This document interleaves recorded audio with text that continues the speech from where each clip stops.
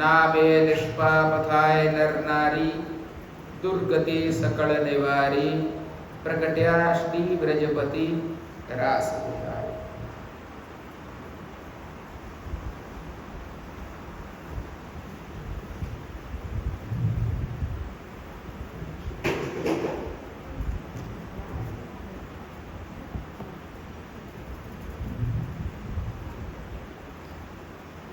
શ્રી ગોપીનાથજી ના 250મા વર્ષ નિમિત્તે આપણે બધા રાસ પંચાધ્યાયના આજે 9મા સત્રમાં બીજા દિવસે એકત્રિત થયા છીએ.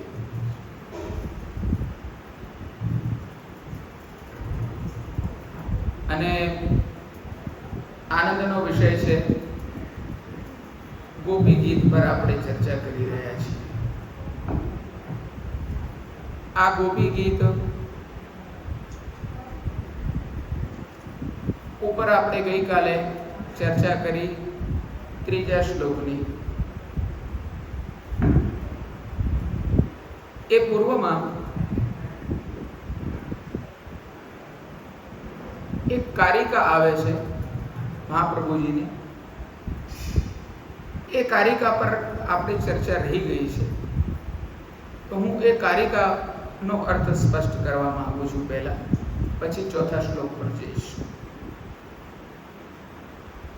શ્રી મહાપ્રભુજી કારિકામાં આજ્ઞા કરે છે, અંતસ્થિતો રસઃ પુષ્ટો બહિશ્ચેન્ન વિનિર્ગતઃ તદા પૂર્ણો નૈવ ભવેદિની વાગ નિર્ગમસ્તથા. આનો અર્થ એવો થાય છે કે અંતસ્થિત રસ જે છે, એટલે કે અંતઃકરણમાં રહેલો રસ જે છે, તે પુષ્ટ જ્યારે થઈ જાય છે તો જો એ બહાર ન નીકળે તો એ પૂર્ણ નથી કહેવાતું. અર્થાત બહાર આવવાથી જ એ પૂર્ણતાને પ્રાપ્ત કરે છે. રસ અંદર ને અંદર રહી જાય અને જો બહાર પ્રકટ ના થાય તો આ રસ જે છે તે પૂર્ણતાને પ્રાપ્ત થતો નથી, એવું મહાપ્રભુજીનો મત છે.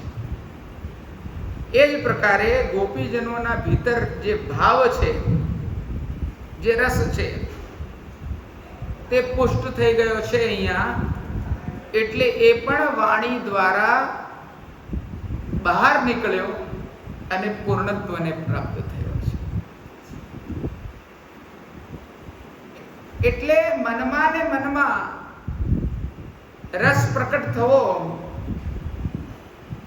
એ પૂર્ણ નથી. એટલે આપણે ત્યાં જુઓ, આપણો જે પણ ઉમળકો હોય છે, નંદ મહોત્સવમાં જોઈએ છે, આપણે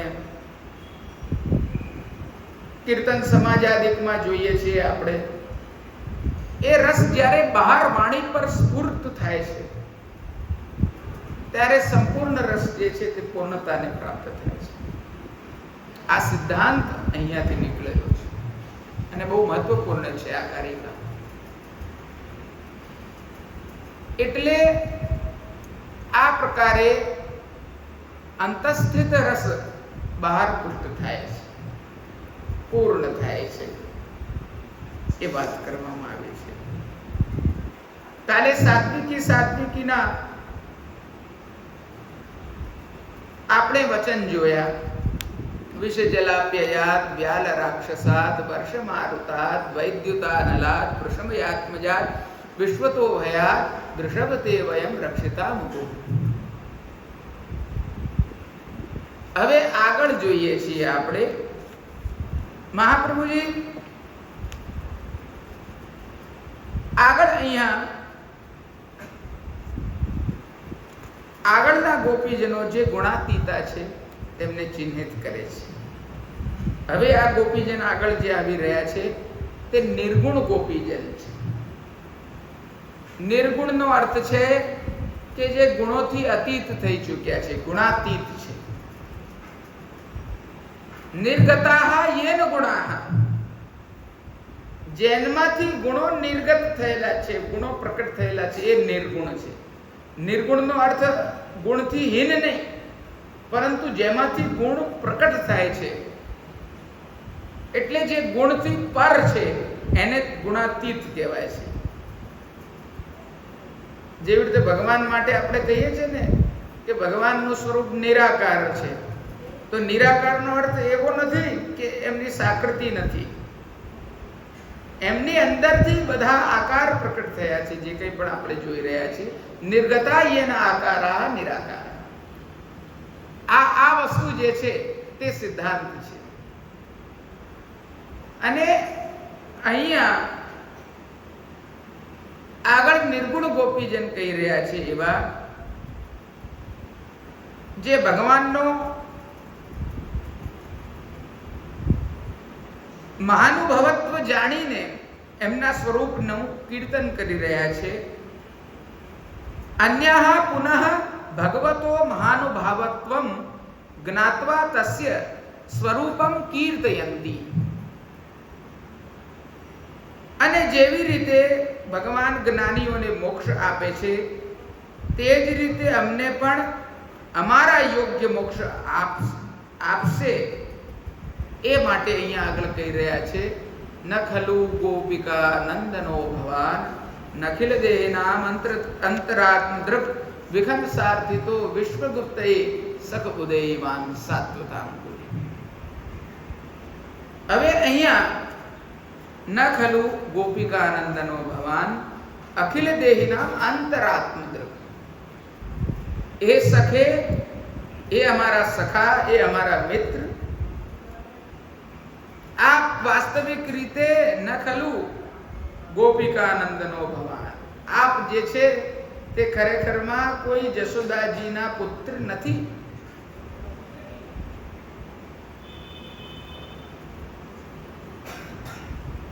અને આપ તો કોણ છો?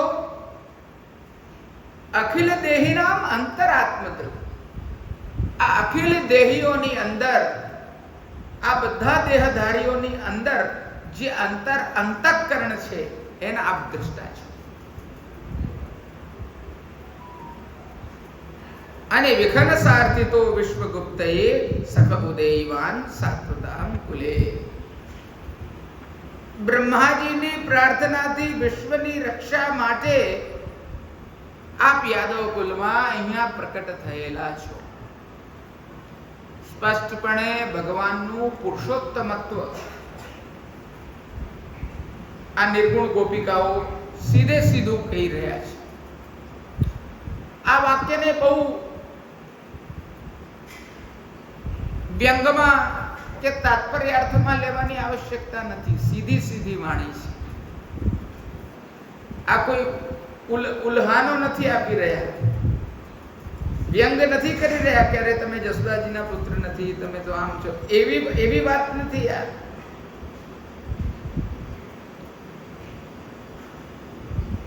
જે દાન લીલામાં, ભાગ લીલામાં આપણે ભાવના કરતા હોઈએ છીએ, બધી જે આપણે ઉરહાનાના પદોમાં ગ્વાલના સમય જે ગવાય છે એમાં આપણે કરતા હોઈએ છીએ, એવી આ ભાવના નથી. સીધે સીધી વાત છે, અભિધા વાણી છે, ડાયરેક્ટ કહી રહ્યા છે. તમે કોણ છો ભગવાન?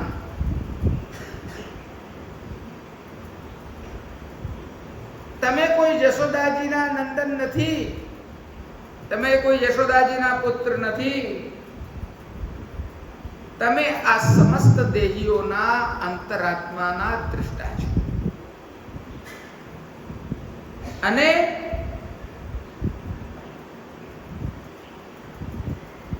કહેવાનો તાત્પર્ય એવો થઈ ગયો કે અંતઃકરણમાં રહેલા જે દ્રષ્ટાના ધર્મ છે તે ભગવાન દ્વારા પ્રદાન કરેલી દૃષ્ટિ છે તમારા અંતઃકરણની. અને ભગવાન જ જુએ છે, ભગવાન જ જોવડાવે છે. અને તો પછી પ્રશ્ન આઈને ઊભો થયો, તો પછી અહીંયા નંદરાયજીના ઘરમાં યશોદા નંદન તરીકે આ કુળમાં પ્રકટ કેમ થયા છે? તો કીધું કે બ્રહ્માજીએ સ્તુતિ કરી જગતની રક્ષા માટે, એના માટે આ પ્રકટ થયા છે. હવે અહીંયાના સુબોધનીજી દર્શન કરવા યોગ્ય છે. ભગવાન જો નંદરાયજીના પુત્ર હોય ને જશોદાજીના પુત્ર હોય તો પહેલા ગોપીજનોએ આપેલા બધા ઠપકા યોગ્ય ગણાય. ભગવતો નંદ સુનુત્વે સર્વે ઉપાલંભા યુક્તા ભવંતી, મહાપ્રભુજી આજ્ઞા કરે છે. પણ ભગવાન નંદના પુત્ર થઈને જશોદાના પુત્ર જ નથી, તેથી તમને ગોપીજનોએ બધો ઠપકો આપ્યો તે અયોગ્ય છે, નિર્ગુણ છે ને, એટલે એ પ્રકારની વાત કરી રહ્યા છે. જેમ મથુરામાં વસુદેવમાંથી દેવકીમાં આગમન કરીને ભગવાનનો પ્રાદુર્ભાવ થયો છે, તેમ અહીં નંદમાંથી યશોદામાં પ્રવેશ કરીને પ્રાદુર્ભાવ થયો નથી, પરંતુ યશોદાના ગર્ભમાં તો માયા જ રહી હતી અને ભગવાન તો ત્યાં સુધી ભક્તના હૃદયમાં બિરાજેલા હતા. તેથી પ્રાગટ્યના સમયે માયાના આવરણ સહિત ભગવાન પ્રગટ થયા. તેથી લીલાને માટે ભગવાને નંદ અને યશોદા એ બંનેમાં પુત્ર તરીકે બુદ્ધિ સ્થાપી. તેથી છૂટી છૂટી રીતે ભગવાન નંદના પુત્ર અને યશોદાના પણ પુત્ર છે. નંદ સ્વાત્મા જ ઉત્પન્ન ગણીએ છીએ ને આપણે, પોતાની આત્મામાંથી પ્રકટ થયેલા. અને જશોદાજીના પણ નંદન એ રીતે ગણ્યા છે. બધાની અંદર, અખિલ દેહીઓની અંદર અંતરાત્માના દૃષ્ટા તો આ જ ભગવાન છે. પરંતુ ભગવાન નંદમાંથી યશોદામાં આવેલા ન હોવાથી એક જ વખતે તે નંદના અને યશોદાના પુત્ર થઈ શકતા નથી. લોકમાં પણ પિતા અને માતા એ બંનેનો સંબંધ પુત્રમાં હોય છે. એ લોક દૃષ્ટિએ વિચારતા ભગવાનમાં નંદ સુનુત્વ વિશિષ્ટ અને યશોદા સુનુત્વના એવા નંદના પુત્ર હોઈને યશોદાના પુત્ર થવું તે પ્રકારનું નથી. કહેવાનો તાત્પર્ય એવો થયો કે જેવી રીતે લૌકિક પુત્રને જન્મ આપવા માટે પિતાનું તત્વ સ્થાપિત કરીને માતાની અંદર રજમાં રાખવામાં આવે છે, એ પ્રકારે આ બાળકની ઉત્પત્તિ નથી થઈ ભગવાનની. એ યશોદાજીના પણ હૃદયમાં બિરાજમાન છે, નંદરાયજીના પણ હૃદયમાં અલગ અલગ રીતે બિરાજમાન છે અને અલગ અલગ રીતે પણ એ પ્રકટ થયેલા છે. નથી પ્રકટ થયા એવું નહીં, અલગ અલગ રીતે પણ પ્રકટ થયેલા છે. કેમ કે આ તો બધાની અંદર બિરાજમાન છે અને બધાના હૃદયમાંથી પ્રકટ થાય એવા છે.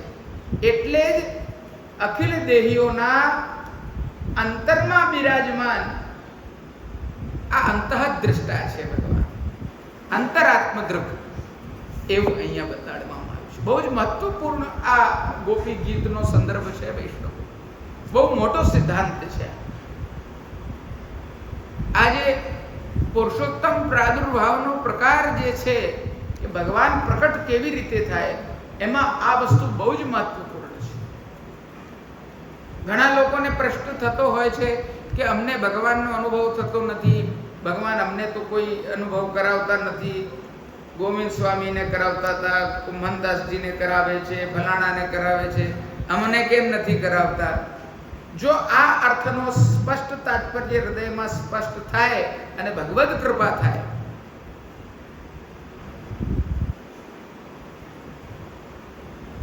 તો ભગવદ અનુભવ જે છે, સાનુભવ જે છે તે ગમ્ય બની શકે એવી આ વાત છે. એટલે આ જ અર્થમાં ગોપીજનો ભગવાનને કહે છે કે આપ ગોપિકા નંદન યશોદાનંદન નથી, અથવા તો ગોપીજનો શૃંગાર રસ ભાવવાળા હોવાથી કટાક્ષમાં કહે છે આપ યશોદાનંદન નથી. આ વસ્તુ સ્પષ્ટ થઈ. હવે આગળનો મુદ્દો છે. મહાપ્રભુજી આજ્ઞા કરે છે કે ખલુ એ પદ નિશ્ચયના અર્થમાં વપરાયું છે. ખલુ સર્વમ ખલુ ઇદમ બ્રહ્મ, સર્વ ખરેખરમાં, અહીંયા સર્વમાં ખરેખર બ્રહ્મ બિરાજમાન છે. જગતના અણુ અણુમાં, દરેક તત્વમાં ભગવાન બિરાજમાન છે. ખરેખર, આ ખરેખર જે શબ્દ જે છે તે ખલુ દ્વારા બતાડવામાં આવ્યું છે. વૈ શબ્દ વપરાય છે, રસો વૈ સહ. એવી રીતે જ ખલુ શબ્દ વપરાય છે, સર્વમ ખલુ ઇદમ બ્રહ્મ. અને અહીંયા પણ કીધું ન ખલુ ગોપિકા નંદનો ભવાન. ખરેખરમાં તમે ગોપિકા નંદ યશોદાનંદન નથી. ખલુ એ પદ નિશ્ચયના અર્થમાં વપરાયું છે. અહીં કંઈ પણ તિરોહિત ગુપ્ત જેવું નથી. ગોપિકાના એટલે કે યશોદાના આપ નંદન પુત્ર છો એમ નથી. જો લોક રીતે તેમ હોત તો યશોદાના પુત્ર હોત તો જેમ યશોદાએ આપને સ્વાધીન કરી દીધા અથવા યશોદાએ આપને જાણ્યા તેમ ગોપિકાઓ પણ આપને સ્વાધીન કરી દે અને આપને જાણત, કારણ કે આપ ગોકુળના સ્વામીના પુત્ર છો. આ ભગવાન બધાના હાથે બંધાવાનો નાટક કરે છે. આ બંધાતા નથી, નટવર છે. જો ભગવાન પરવશ હોય કોઈને પણ, યશોદાજીને પરવશ હોય કે ગોપિકાઓને પરવશ હોય,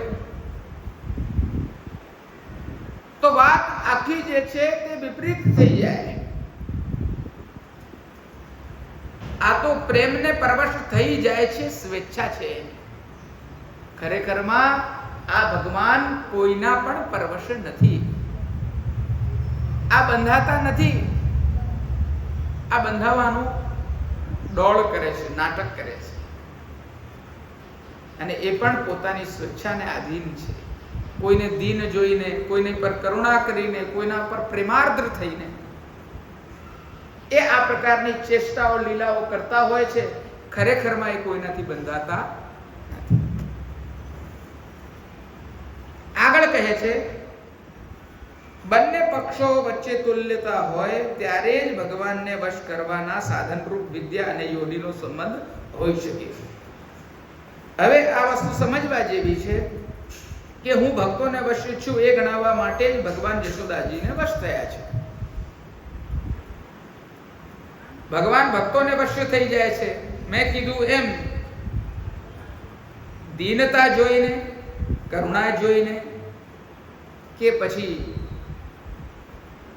પોતે પ્રેમાર્દ્ર થઈ જાય, તરલ થઈ જાય પ્રેમ ભાવમાં કોઈ ભક્ત પર કૃપા વિચારીને, ત્યારે જ ભગવાન જે છે તે પરવશ થઈ જાય છે. મૂલત્વેનો ધર્મ, મૂલત્વેનો ગુણ આ ભગવાનનો નથી કે કોઈનાથી બંધાઈ જાય. તો પછી આપ એકલા વૈકુંઠાધિપતિ પુરુષોત્તમ છો. હવે આ વસ્તુ બી સ્પષ્ટ છે. આ સમજવાની વાત છે કે ભગવાન એક ભોગતા છે, અન્ય બધું ભોગ્ય છે. નિત્ય લીલા સ્થાનમાં, ગોલોકધામમાં, જેને આપણે વ્યાપી વૈકુંઠ કહીએ છીએ, જેને આપણે અક્ષર બ્રહ્મ કહીએ છીએ, એ ભગવાનનું જે નિત્ય રમણનું સ્થાન છે, નિત્ય લીલાનું સ્થાન છે, ગૌલોકધામ છે. ત્યાં ભગવાન એક વૈકુંઠાધિપતિ છે. પણ શું આ ભક્તો શું કહી રહ્યા છે? શું સિદ્ધાંત બતાડી રહ્યા છે વૈષ્ણવો?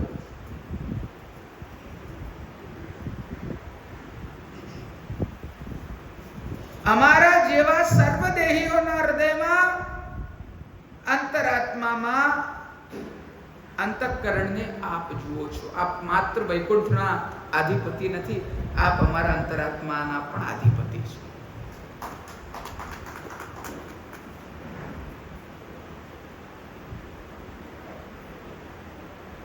અમારા તાજીનું એક પ્રવચન સત્ર બહુ જ એ જમાનામાં ફેમસ હતું, ખૂબ જ પુષ્કળ એની નામના થઈ હતી. એ હતું હવેલી પરંપરા. એક પ્રવચન છે એમનું, અને એમાં આપ આજ્ઞા કરે છે કે આ હવેલી પરંપરા ની અંદર આ બધી આપણી પરંપરા બરોબર છે, નિકુંજ નંદાલયની ભાવના. અને એમાં છેલ્લે આપ આજ્ઞા કરે છે કે આ હવેલી પરંપરા જે આપણા હૃદયમાં સ્ફુરિત થાય તો આપણું હૃદય અંતર જે છે એ પણ ભગવાનની જ હવેલી છે. ત્યાં ભગવાન સ્ફૂર્ત થવા તે ફલાત્મક દશા છે, ફલની પણ ફલાત્મક દશા છે. એટલે આ સમજવું બહુ આવશ્યક છે કે આ વ્યાપી વૈકુંઠ રૂપ આપણું હૃદય જે છે તેની અંદર ભગવાન પ્રકટ પોતાની લીલા કરે, આ હૃદય આપણું ગોલોક ધામ બને, એ સિદ્ધાંત અહીંયાથી પ્રકટ થયો છે. અંતરાત્મદ્રવ બેસે છે ને વૈષ્ણવો વાત બધાને. આગળ આપ અમારા જેવા સર્વદેહીઓના અંતરાત્માને અંતઃકરણને જુઓ છો. જો ભગવાન અમારા હૃદયમાં તે પ્રકારનો તાપ જુએ તો જ પ્રસન્ન થાય. હવે આ ભગવાન હૃદયમાંથી પ્રકટ કેવી રીતે થાય છે? નિરોધ લક્ષણ નામનો ગ્રંથ છે મહાપ્રભુજીનો. ષોડશ ગ્રંથની અંદર નિરોધ લક્ષણ ગ્રંથ આવે છે. તેમાં આ વસ્તુ બહુ સારી રીતે બતાડેલી છે કે અંતરસ્થિત ભગવાન બહાર ક્યારે પ્રકટ થાય, ક્યારે નિર્ગતામ વહી. એના માટે આ તાપ સ્થાપિત થવો જરૂરી છે. એ પછી ગુણગાન જીવ કરે છે ત્યારે એ તપ્ત ભાવ એમનો સ્ફૂર્ત થાય છે. અને જ્યારે એ તાપ ક્લેશથી યુક્ત જીવ તરફલે છે, આપણે કહીએ કે જેને તાલાવેલીથી યુક્ત થઈ જાય છે, કલ્પનથી યુક્ત થઈ જાય છે, ત્યારે ક્લેશ્યમાનાન જનાન દૃષ્ટવા કૃપાયુક્તો યદા. અને એક તાપ ક્લેશથી યુક્ત જીવને જોઈને ભગવાનને કરુણા થાય છે. અને એ અંતરસ્થિત ભગવાન નિર્ગતામ બહી, અને એ ભગવાન સદાનંદ સ્વરૂપ હૃદયમાં બિરાજમાન ભગવાન એ બહાર પધારીને પ્રકટ લીલા દર્શાવવા માટે, પ્રકટ સાનુભવ દર્શાવવા માટે, અનુભવ કરાવવા માટે એ કરુણાયુક્ત થઈ જાય છે. આ પુષ્ટિ માર્ગનો સિદ્ધાંત છે વૈષ્ણવ. ભગવાનના પ્રાદુર્ભાવનું, અંતરસ્થિત ભગવાનને બહાર પ્રકટ કરવાનું આ બહુ જ મોટું એક કારણ છે. એટલે એમાં કઈ કહેવા જેવું નથી. તાપથી પ્રસન્ન થાય છે. બળી ભગવાન જે આવ્યા છે તે અમારા જેવાના રક્ષણ માટે જ આવ્યા છે. હવે આ ભગવાન પ્રકટ કેમ થયા છે? તો કે અમારા રક્ષણ માટે પ્રકટ થયા છે, અમારા માટે પ્રકટ થયા છે. અહીંયા જુઓ, અહમ ભાવ નથી એવું નથી હો. આપણે ત્યાં અષ્ટાક્ષર થી પંચાક્ષર સુધીની જે યાત્રા છે ને, શ્રી કૃષ્ણ શરણમ મમ, મમ શબ્દમાં મમત્વ છે. પણ મારું હવે બધું જે કંઈ પણ છે તે ભગવાનનું છે. અને દાસોહમમાં પણ અહમ ભાવના છે. પૃથકત્વેન એકત્વ છે. પૃથકત્વેન એકત્વ છે, અલગ થઈને એકપણું છે. અદ્વૈત્વ છે, અદ્વૈતત્વ છે, એકત્વ નથી.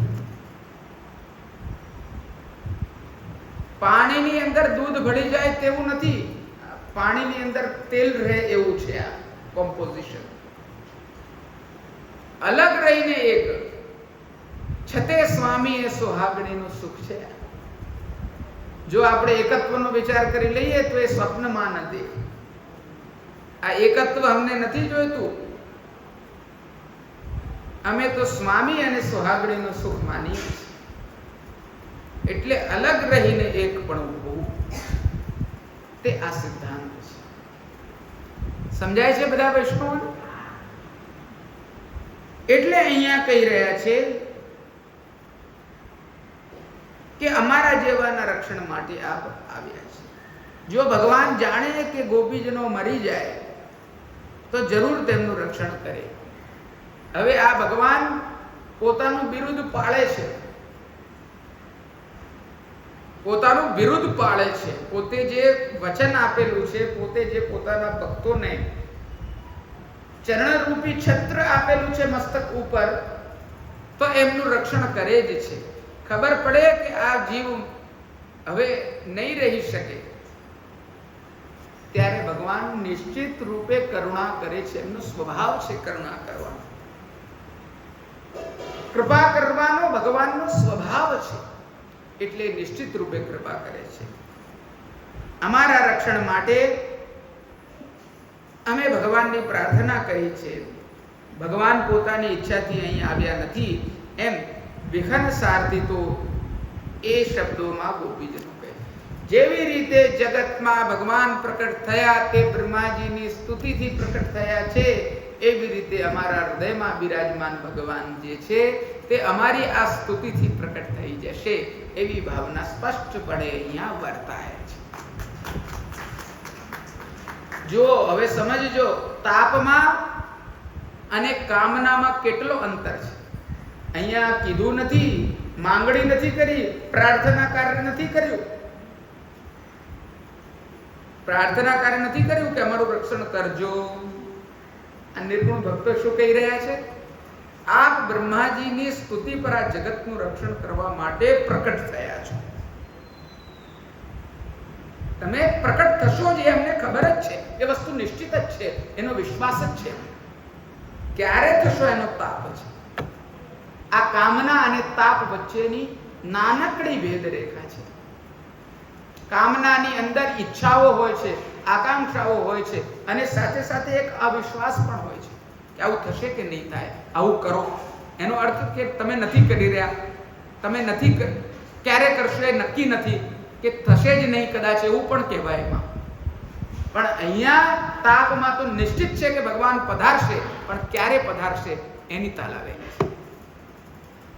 એટલે આપણે ત્યાં પુષ્ટિ માર્ગમાં આપણે તાપ ભાવના કરીએ છીએ. યહ માર્ગ તાપ ક્લેશ કોઈ, આપણે કામના નથી કરતા. મર્યાદા માર્ગમાં અને પુષ્ટિ માર્ગમાં આટલી જ નાની ભેદ રેખા છે.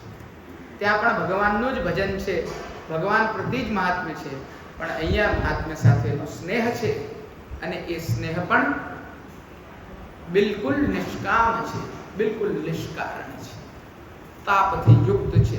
એ જ સાચું તપ છે, એ જ સાચું કલ્પન છે, અને એનાથી જ ભગવાન કરુણાયુક્ત થાય છે, એનાથી જ ભગવાન પ્રસન્ન થાય છે.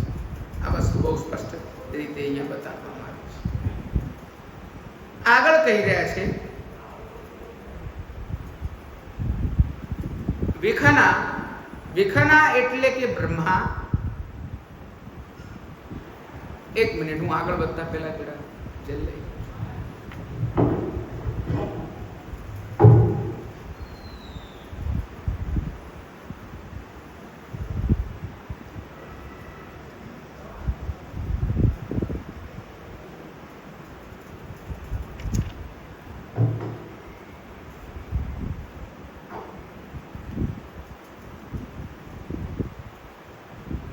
વિખના એટલે બ્રહ્મા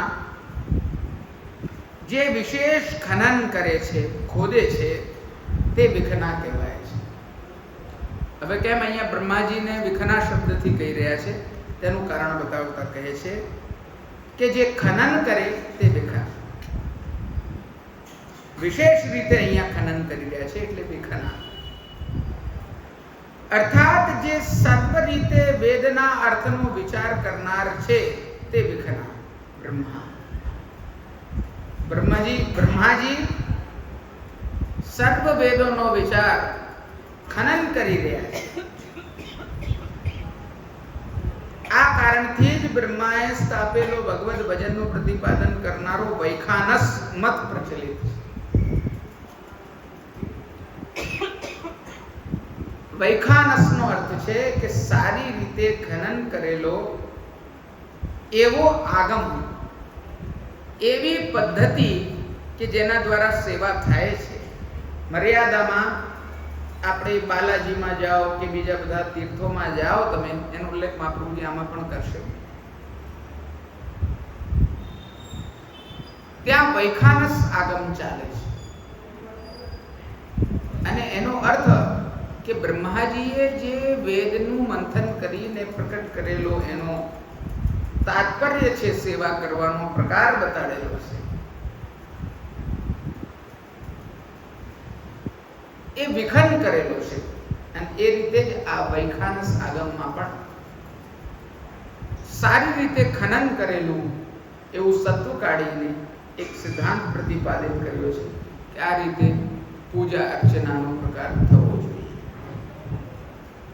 એનો એક આપણે જેને કહી શકીએ તંત્ર બંધન કર્યું છે એ આ વૈખાનસ છે. એટલે ભગવદ બ્રહ્માએ સ્થાપેલો ભગવદ ભજન કરવાનું પ્રતિપાદન કરનારો વૈખાનસ મત પ્રચલિત છે. અહીંયા કીધું છે આ જ માર્ગ પ્રમાણે ભગવાન પૂજા સ્વીકાર કરે છે. પૂજનનો પ્રકાર જે છે, ઉપાસનાનો જે પ્રકાર છે, અર્ચનાનો પ્રકાર છે, તે આ જ પ્રકાર છે, માન્ય પ્રકાર. અને તેથી જ વેંકટ વગેરે પુણ્ય સ્થળોમાં તે જ પ્રકારે ભગવાનની પૂજા કરવામાં આવે છે. વેંકટ એટલે લક્ષ્મણ બાલાજી, વેંકટ સ્વામી. એટલે મહાપ્રભુજી આજ્ઞા કરી રહ્યા છે કે ત્યાં આ પ્રકારનો વૈખાનસ આગમ જે છે તે બતાડેલો છે અને એના દ્વારા જ સંપૂર્ણ પૂજા પ્રકાર ચાલે છે. પૂજાનો અર્થ જ જે છે તે મર્યાદા માર્ગનું મુખ્ય સાધન કે જેના દ્વારા સેવા થાય છે. તેથી સર્વની પૂજા પણ ગ્રહણ કરવાને માટે બ્રહ્માએ ભગવાનની પ્રાર્થના કરી. હવે બધાની પૂજા ગ્રહણ થઈ શકે તેના માટે બ્રહ્માજી પોતે ભગવાનની પ્રાર્થના કરે છે કે આપ સ્વીકાર કરો. વિશ્વગુપ્તએ એટલે કે સર્વના રક્ષણ માટે બ્રહ્માએ ભગવાનની પ્રાર્થના કરી અને સર્વનું રક્ષણ એ જ બ્રહ્માજીની પ્રાર્થનામાં મુખ્ય પ્રયોજન છે. અને અહીંયા તો પ્રયોજનાત્મક મર્યાદાની ભક્તિ હોય તો એમાં પ્રયોજન હોય. કેમ કરીએ છીએ? પ્રાર્થના કાર્ય કેમ થાય છે? તો કોઈ વિશેષ હેતુને પૂર્ણ કરવા માટે થાય છે. એટલે કે કોઈ વિશિષ્ટ કામનાની પૂર્તિ માટે સાધન રૂપેણ સેવા જે થાય તેને આપણે પૂજા કહીએ છીએ, મર્યાદા માર્ગીય સેવા કહીએ છીએ. મેં જેવી રીતે કામનાનો અને પૂજાનો કામનાનો અને તાપનો સ્પષ્ટ કર્યો અર્થ. આ કામના વિશે એક ચર્ચા ચાલે છે કે પ્રાર્થના કાર્ય કરવું ક્યારે હોય છે કે જ્યારે કોઈ હેતુની પૂર્તિ કરવાની હોય છે, કોઈ કાર્યને સિદ્ધ કરવાનું હોય છે, કોઈ કામનાને પ્રાપ્ત કરવાની હોય છે. અને મર્યાદા માર્ગનું આગમ છે એની ચર્ચા છે. એ જ રીતે અહીંયા બ્રહ્માજીએ પણ વિશ્વના રક્ષણ માટેનો હેતુ, વિશ્વના રક્ષણ માટેની કામના પૂર્તિ કરવા માટે અહીંયા પ્રાર્થના કરેલી છે. સમજાય છે બધા વૈષ્ણવોને? એટલે બ્રહ્માજીની પ્રાર્થનામાં આપ સર્વનું રક્ષણ એ મુખ્ય પ્રયોજન છે. આ પ્રમાણે આપ અંતરાત્મા છો એટલે બધાય જીવોના આપ સખા છો. સખ આવા પ્રકારના સર્વના સખા આપ જગતમાં સખ્ય પ્રકટ કરવાને માટે સાત્વતોના, યાદવોના અથવા વૈષ્ણવોના કુલમાં ઉદય પામ્યા છો, પ્રાદુર્ભૂત થયા છો. તેથી આ કારણને માટે જ જગતમાં સખ્ય પ્રકટ કરવા માટે જ ભગવાનનો અહીં પ્રાદુર્ભાવ થયો છે. હવે અહીંયા સાત્વતામ કુલેમાં બે અર્થમાં પ્રભુજીએ લીધા. યાદવોનો અર્થ લીધો એ આપણે બીજો અહીંયા અર્થ સૂક્ષ્મ રીતે જોવા યોગ્ય છે કે સાત્વતામ કુલેમાં વૈષ્ણવોના કુલમાં પ્રકટ થયા, વૈષ્ણવોના સમૂહમાં આપ પ્રકટ થાઓ છો. આ અર્થ બને છે. જ્યારે વૈષ્ણવો મળીને મંડળ ભગવાનનું ગુણગાન કરે છે, સર્વે મિલિત્વા સમવાપયોગમ, ત્યારે આ ભગવાન કીર્તન સ્વરૂપે પ્રકટ થઈ જાય છે.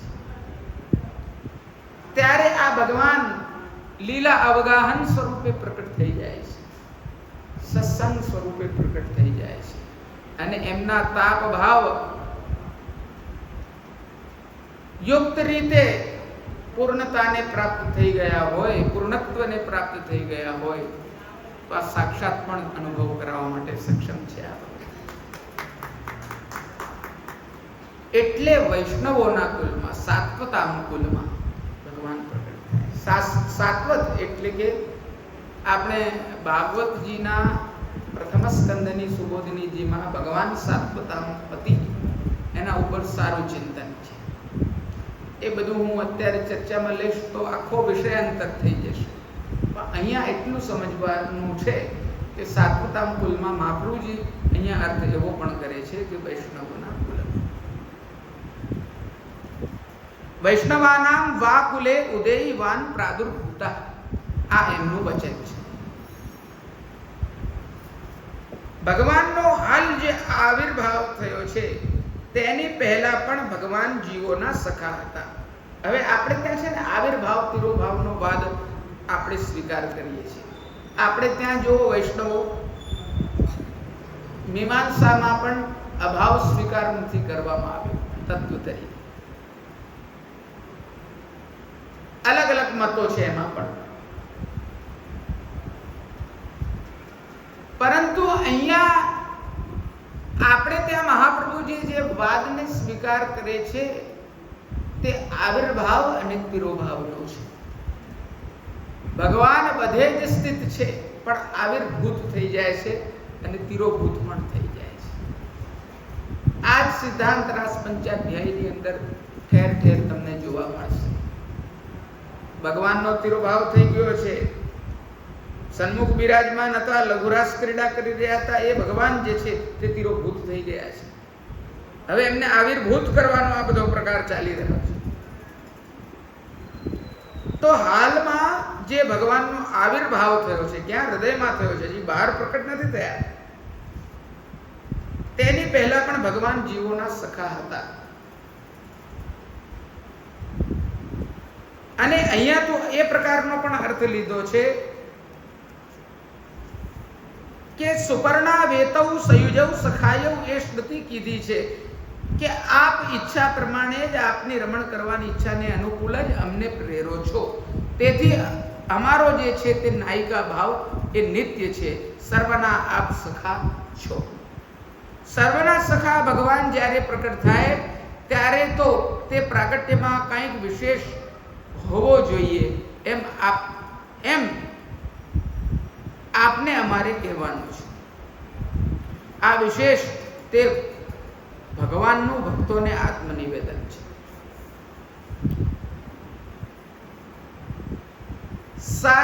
સચ આત્મનિવેદન રૂપો ભવતી અતો વયમ કિમ વિજ્ઞાપયામઃ. ભગવાનને અહીંયા ગોપીજનો કહી રહ્યા છે કે આપ સર્વના સખા છો. ભગવાન જ્યારે પ્રકટ થાય છે ત્યારે તે પ્રાગટ્યમાં કંઈક વિશેષ હોવું જોઈએ અને આ વિશેષત્વ જે છે તે ભગવાનનું ભક્તોને આત્મનિવેદન. ભગવાન પહેલેથી જ બધાના સખા છે અને જ્યારે તે પ્રકટ થાય તો ભક્તોને નાયિકાઓને પોતાનું આત્માનું સમર્પણ કરવાને માટે જ, ભક્તોને સ્વરૂપાનંદનો અનુભવ કરાવવાના માટે જ તે પ્રકટ થાય છે. તો અમે શું વિજ્ઞપ્તિ કરીએ? વયમ કિમ વિજ્ઞાપયામઃ. અમે શું વિનંતી કરીએ? તમે જેના માટે પ્રકટ થયા છો, જેના માટે તમે સખાપણું બતાડી રહ્યા છો, જેના માટે તમે અમને પ્રકટ કર્યા છે, જેના માટે તમે પોતે સ્વયં પ્રકટ થયા છો, તો આપને અમે શું વિનંતી કરીએ, શું પ્રાર્થના કરીએ? બ્રહ્માજીએ પ્રાર્થના કરવાની જરૂર પડે. કેમ પડે? કે જગતનું રક્ષણ કરવા માટે એમને જરૂરિયાત લાગે છે. અમે શું વિનંતી કરીએ?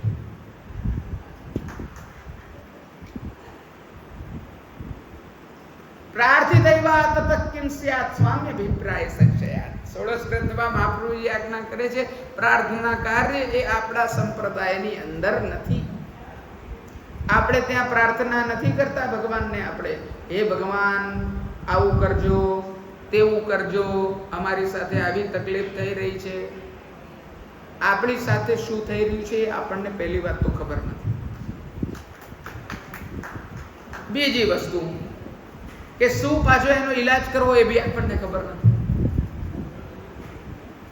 આપણને ખબર છે કે શું કરવું, શું નહીં કરવું.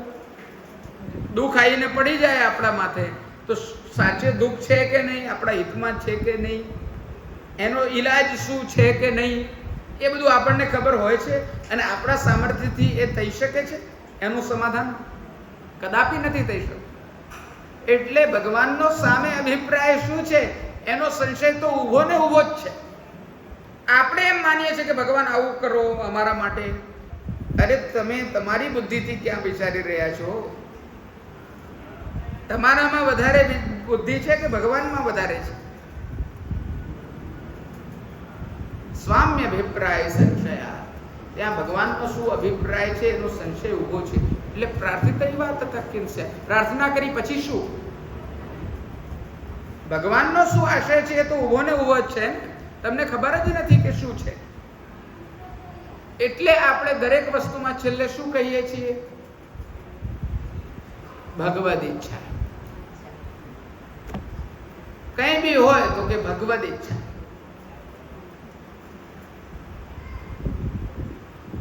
આપણે એમ નથી કહેતા બહુ ખરાબ થયું, અરે સારું થયું ખરાબ થયું તમને ક્યાં ખબર છે? આવું નકારખાનું બધી વસ્તુમાં નકારવાનું, નકારાત્મક વિચાર. શું થયું છે આપણને ખબર જ નથી. જે થયું તે ભગવદ ઈચ્છાથી યુક્ત થયું છે. આપણને એમનો અભિપ્રાય શું છે તે ખબર જ નથી. આ બાબતમાં શિક્ષાપત્ર હરિરાયજીએ રચેલા છે. એમાં એક બહુ સારો ઉદાહરણ આપ આપે છે કે જેવી રીતે કોઈ નાનું બાળક હોય, બગીચામાં રમતું હોય, હાથમાં સાપ લઈ આવે, રમતા રમતા હસતા હસતા, અને એનાથી રમવા માંડે તો એને તો મજા આવે છે. પણ જ્યારે એનો બાપો આવીને એ સાપ ઝૂંટવી લે એના હાથમાંથી તો એ રડવા માંડે છે પાછું ઊંધું.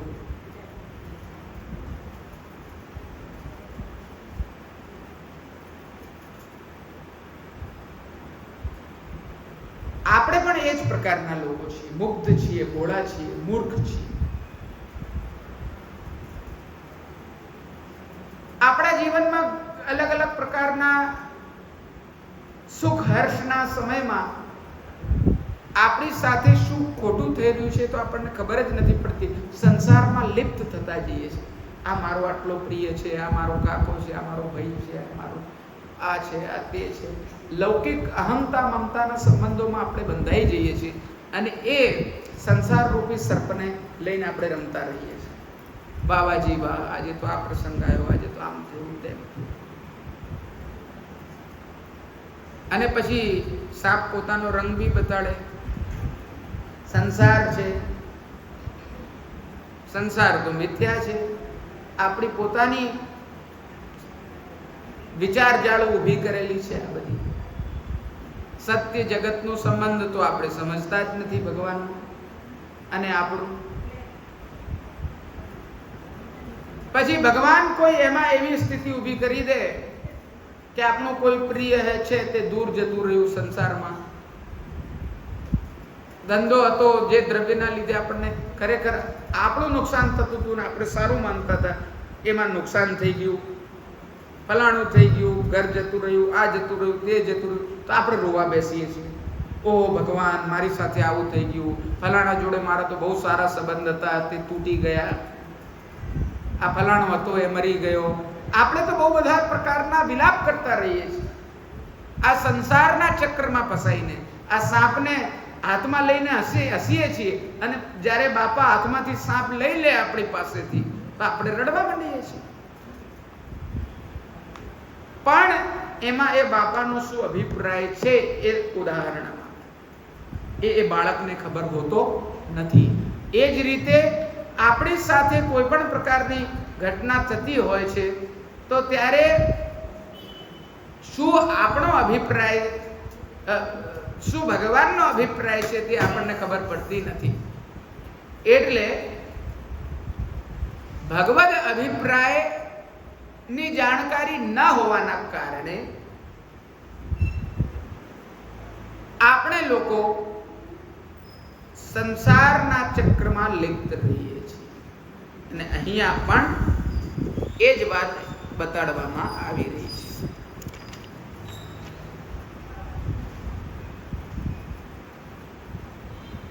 કે અમે શું વિજ્ઞપ્તિ કરીએ?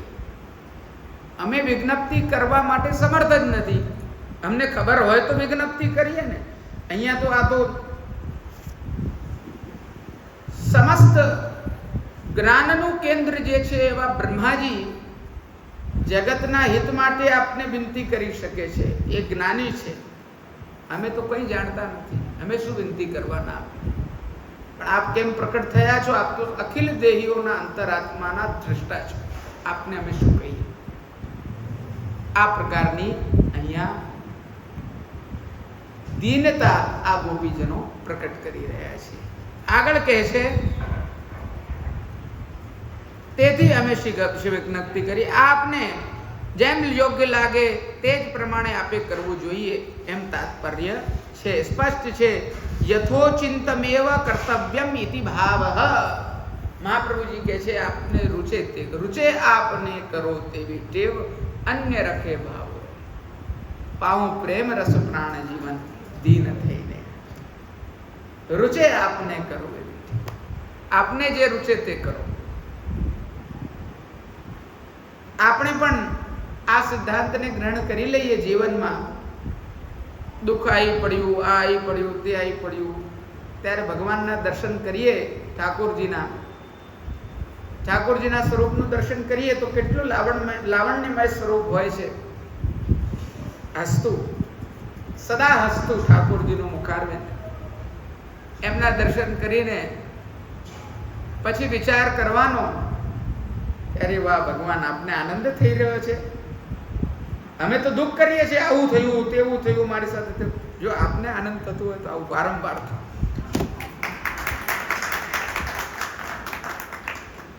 રૂચે આપને કરો એવી છે.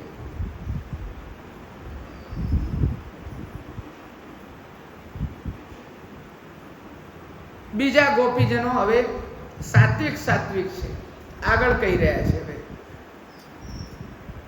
અને રાજસ પ્રધાન ગોપીજનોથી વિશિષ્ટ પાછા ઉત્તમ છે. સાત્વિક લોકો ઉત્તમ છે રાજસ કરતા. જેના માટે ભગવાનને પ્રાર્થના કરવામાં નથી આવી તે વસ્તુ તો અહીં ભગવાન નહીં આપ એમ વિચારીને આ અનન્યપૂર્વ સાત્વિક ગોપીજનો ભગવાનના હસ્તનો પોતાના માથા ઉપર સંબંધ થાય તે માટે વિરચિતા ભયમ. હવે આગળના જે ગોપીજન છે સાત્વિક એ કહી રહ્યા છે કે અમારા મસ્તક પર હાથ મૂકો. એ વસ્તુનું અહીંયા આગળ સ્પષ્ટીકરણ આવશે.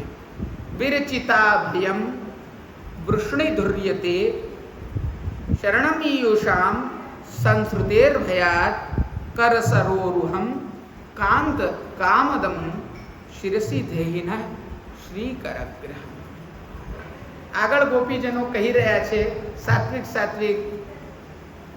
કે હે વૃષ્ણિ કુલમાં શ્રેષ્ઠ એવા ભગવાન આપ, એ અમારા કાંત, આપનું જે હસ્ત કમલ જે છે, કર સરોરુહ છે, હસ્ત કમલ જે છે આપનું, તે સંસારના આ ભયથી અમને દૂર કરી દે છે. ભગવાનનું હસ્ત કેવું છે કે સંસારના સર્વ ભયથી શરણ આવનારને અભય પદ આપી દે છે. આ કર સરોરુહ જેવું છે.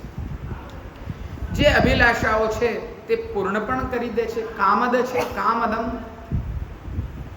અને લક્ષ્મીજીનું જેણે પાણીગ્રહ કર્યું છે, શ્રી કરગ્રહમ, એવું આ જે આપનું હસ્તકમળ છે ભગવાન, એ અમારા મસ્તક પર પધરાવો.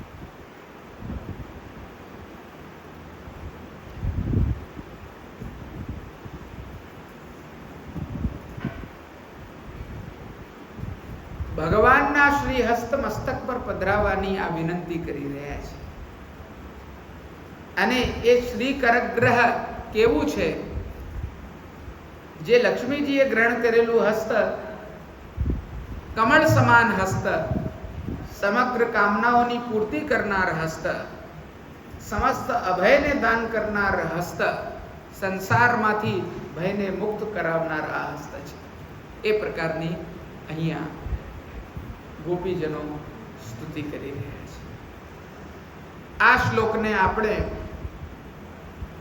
સુબોધનીજીમાં શું કીધું છે તે અર્થ આપણે કાલે જોઈશું. આજની વાત આપણે આટલી રાખીએ છીએ. અહીંયા સંસારનો અર્થ વૈષ્ણવો સ્પષ્ટ કરવા જેવો છે. ઈયુષામ સંસ્કૃતેર ભયાત શરણમ ઈયુષામ સંસ્કૃતેર ભયાત. આ વસ્તુમાં સંસારનો અર્થ કાલે સ્પષ્ટ આપણે કરીશું, પણ એના કરતાં પહેલાં હું આજે એને સારી રીતે પૂર્વમાં જ સ્પષ્ટ કરી દઉં કે આપણે ત્યાં મહાપ્રભુજીના મત અનુસાર જગતને સત્ય ગણ્યું છે કે જે ભગવાન દ્વારા આ સંપૂર્ણ વિશ્વ બનાવવામાં આવ્યું છે, જે એમનું જ પોતાનું સ્વરૂપ છે, પ્રપંચ છે, દેખાવ છે ભગવાનનો. આ જગતને આપણે સત્ય માનીએ છીએ કેમ કે ભગવાનનો દેખાવ છે, બાહ્ય દેખાવ છે. તો એ પ્રપંચ સ્વરૂપ જે જગત છે, જે સત્ય છે, આ બધું જ જે દેખાય છે, રૂપ નામ વિભેદેન જગત ક્રીડતી યોયત. આ રૂપ અને નામના વિભેદથી જે જગતમાં ભગવાન ક્રીડા કરી રહ્યા છે પોતે, એ ભગવાન કોઈ દાડો ખોટા, મિથ્યા કે માયા હોઈ શકતા નથી. એ આપણો સ્પષ્ટ મત છે. તો પછી ખોટું શું છે, મિથ્યા શું છે? આપણા મનમાં એ વિચાર આવે. આપણને સુખ થાય છે, દુઃખ થાય છે, ભય થાય છે, કામ થાય છે, ક્રોધ થાય છે, મોહ થાય છે, મદ થાય છે, મત્સર્ય થાય છે, લોભ થાય છે. કોકને એક જ વસ્તુમાં દુઃખ થાય છે, એ જ વસ્તુમાં કોક બીજાને સુખ થાય છે. હું આમને જોરથી લાફો મારી દઉં, નહીં મારું, મારી દઉં તો એમને દુઃખ થાય છે, મને સુખ થાય છે. તો આ બધા દ્વંદ કેમ ઊભા થાય છે? જો બધું સત્ય છે તો આ બધું જે છે અહમતા મમતા દ્વારા ઊભા થાય છે. આ બધા સંબંધ જે છે, આ મારો વાલો છે, આ મારો ખરાબ છે, આ મારો, આ માયાના આવરણ ના દ્વારા, માયા દ્વારા બનેલા તત્વો છે. આ બધા ભગવાન દ્વારા બનાવેલી વસ્તુ નથી. આપણને ક્યાંક અહમતા થાય છે, ક્યાંક મમતા થાય છે. આ મારો છે, આ મારો ભાઈ છે, આ મારો મિત્ર છે, આ મારો બંધુ છે, આ મારો દુશ્મન છે, આ મારો ફલાણો છે. અહમ એટલે કે હું, મારું દેહ, મારા ઇન્દ્રિય, મારા પ્રાણ, મારું અંતઃકરણ, આ બધું. અને મમત્વ એટલે જે મારું નથી છતાં એને હું મારું માનું છું. આ મારો દોસ્ત છે, આ મારો ખાસ છે, આ મારો ભાઈ છે, આ મારી કાકી છે. આ બધા સંબંધ જે આપણે પોતાના માની લઈએ છીએ એને કહેવાય છે મમતા. આપણી મમતા છે એના પ્રત્યે.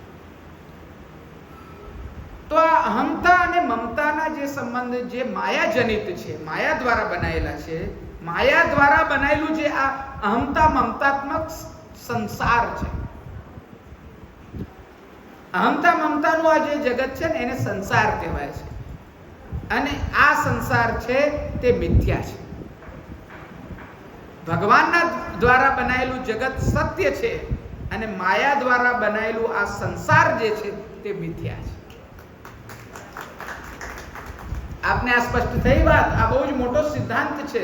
જો પુષ્ટિ માર્ગને સમજવો હોય, શુદ્ધાદ્વૈત બ્રહ્મવાદને સમજવો હોય તો જગત અને સંસારનો ભેદ સૌથી પહેલા સમજવાની આવશ્યકતા હોય છે. અને એ ભેદ જો આપણે નહીં પકડીએ તો બધી ખીચડી થઈ જશે. બધું જગત ક્યાં બોલવું અને સંસાર ક્યાં બોલવું એ વસ્તુ એક બહુ મોટી વસ્તુ છે. તો જ આપણે અહીંયા શરણમીયુષામ સંસ્કૃતેર ભયાત, આ સંસાર શબ્દ ચોખ્ખો બતાડેલો છે. જગતના ભયથી નહીં, સંસારના ભય. એવો અર્થ આપણે કાલે એનો કરવાના છીએ. એટલે મેં આ એક નાનકડો બિંદુ જે જગત સંસારના ભેદનો છે તે આજે આપ લોકોની સામે સ્પષ્ટ કર્યો છે. આપ લોકોની મુખાકૃતિઓ જોઈને એવું થાય છે કે હજી હું કલાક પ્રવચન કરી શકું, પણ અત્યારે હું નહીં કરું. કાલે આપણે આની ચર્ચા લઈશું. પણ મને બહુ જ, ખરેખર કહું છું, બહુ જ આનંદ થાય છે કે આપ લોકો આટલી ઉત્સુકતાથી આટલા બધા વૈષ્ણવો બેસીને આ વાણીને મહાપ્રભુજીની શ્રવણ કરી રહ્યા છો, પ્રસન્નતાથી શ્રવણ કરી રહ્યા છો, ઉમંગથી દરેક મારા વચનો પર તમે પોતાના હાવભાવ દ્વારા રિસ્પોન્સ આપી રહ્યા છો, પ્રતિભાવ આપી રહ્યા છો, એ બહુ જ આનંદનો વિષય છે. અને પુષ્ટિ માર્ગમાં આ વસ્તુ જે છે, બધા વૈષ્ણવોને આ બધી વસ્તુમાં રુચિ થવી તે ખૂબ જ આવશ્યક વસ્તુ છે. શ્રવણની રુચિ થવી આ પુષ્ટિ માર્ગમાં અત્યારના સમયમાં બહુ મોટી જરૂરિયાત છે. હું તો આપ લોકોનું ઉદાહરણ લઈને આ ઓનલાઈન જે કોઈ પણ વૈષ્ણવો જોઈ રહ્યા છે તે બધા વૈષ્ણવોને કહેવા ઈચ્છું છું કે આપ લોકોથી પ્રેરણા લેવા જેવી છે. આ બાબત બહુ જ આનંદનો વિષય છે. અમારા માટે બહુ જ આનંદ અને ગર્વનો ક્ષણ છે કે આપ લોકો આટલા આનંદથી આ વસ્તુને શ્રવણ કરી રહ્યા છો. અને અહીંયા આ આજના પ્રસંગને વિરામ આપવાનો છે, છતાંય આપ લોકોનું મન નથી થઈ ગયું. બહુ મોટી વાત છે. શ્રી ગોપીનાથ દાદાની કૃપા તમારા ઉપર સદા બની રહે કે આ શ્રવણોત્સુકતા દિવસે દિવસે વર્ધન પ્રાપ્ત કરતી રહે, એવા આશીર્વાદ આપું છું બધા. આજની વાણીને અહીંયા જ હું વિરામ આપું છું. શ્રી મહાપ્રભુજીના, ગોપીનાથ દાદાના, શ્રી નટવર પ્રભુના ચરણારવિંદમાં મારી સમગ્ર વાણીને સમર્પિત કરીને વિરામ લઉં છું. શુભમ ભવતુ. કૃષ્ણાર્પણમસ્તુ.